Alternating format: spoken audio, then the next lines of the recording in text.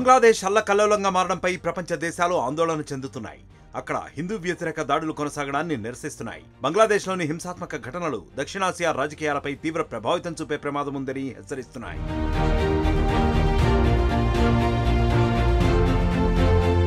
బంగ్లాదేశ్లోని మరో ఇస్కాన్ దేవాలయం ధ్వంసం కావడంపై హిందువులు ఆందోళన చెందుతున్నారు.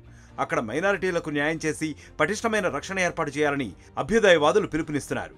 సైనిక తిరుగుబాటుతో ప్రధాని పదవి నుంచి షేక్ హసీనాను తొలగించిన బంగ్లాదేశ్ ప్రభుత్వం తన దేశ లౌకిక ప్రజాస్వామ్య స్వభావాన్ని పూర్తిగా మార్చేస్తుందనే అనుమానం వ్యక్తమవుతోంది. ఢాకాలోని నామ్హాటా ప్రాపర్టీలోని విగ్రహాలను విధ్వంసకులు ధ్వంసం చేశారని ఇస్కాన్ కోల్కతా రాధారమన్ దాస్ ఆరోపించారు. బంగ్లాదేశ్లో హిందువులపై జరుగుతున్న దాడులపై భారత్ మరింతగా ఆందోళన చెందుతోంది. భారత విదేశాంగ శాఖ కార్యదర్శి విక్రమ్ మిశ్రీ బంగ్లాదేశ్లో పర్యటించేందుకు ఏర్పాట్లు రెడీ అయ్యాయి. బంగ్లాదేశ్ విదేశాంగ మంత్రి మొహమ్మద్ తౌహిద్ హుసేన్తో మిశ్రీ సమావేశమయ్యే అవకాశాలు ఉన్నాయి.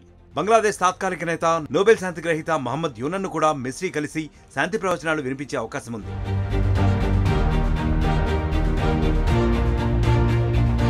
బంగ్లాదేశ్ పరిస్థితులను నిశితంగా గమనిస్తున్నట్లు అగ్రరాజ్యం అమెరికా ప్రకటించింది.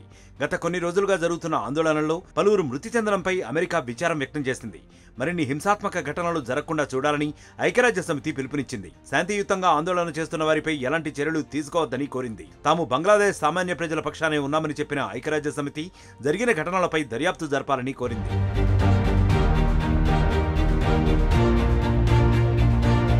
బంగ్లాదేశ్లో హిందూ వ్యతిరేక హింసను అంతం చేయాలని యుఎస్ కాంగ్రెస్ పిలుపునిస్తోంది.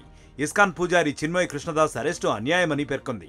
మానవ హక్కులను బంగ్లాదేశ్ ప్రభుత్వం కాపాడాలంటూ పిలుపునిచ్చింది. చట్టపరమైన రక్షణకు హామీ ఇచ్చి మైనారిటీలపై జరిగే హింసాత్మక ఘటనలకు ఫుల్ స్టాప్ పెట్టాలని సూచించింది. ఇదిలా ఉంటే మాజీ ప్రధాని షేక్ హసీనా ప్రసంగాలపై బంగ్లాదేశ్ ఇంటర్నేషనల్ క్రైమ్స్ ట్రిబ్యునల్ కీలక ఉత్తర్వులు జారీ చేసింది. హసీనా ప్రసంగాలు బంగ్లాదేశ్లో ప్రసారం కాకుండా నిషేధాజ్ఞలు జారీ చేసింది. ఆగస్టులో జరిగిన అల్లర్లకు ఆమె కారణమని బీఐసీటీ ఆరోపించింది. హసీనా ప్రసంగాలు న్యాయపరమైన చర్యలకు ఆటంకం కలిగించవచ్చునని బంగ్లాదేశ్ ట్రిబ్యునల్ అభిప్రాయపడుతోంది.